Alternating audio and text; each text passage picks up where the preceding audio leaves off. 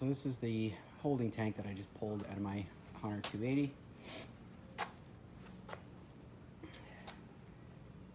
That is fiberglass.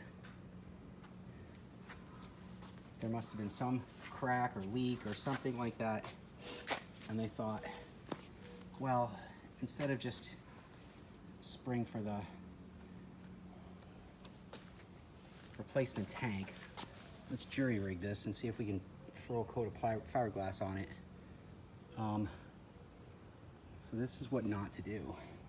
So that it's completely delaminated from the aluminum, and you can see that's just wastewater in there. It's really nasty.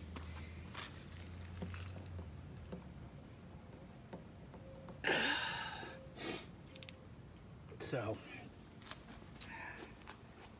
the good news is I'm pretty sure I have pinpointed the hey, what's that smell issue on the boat. Nasty.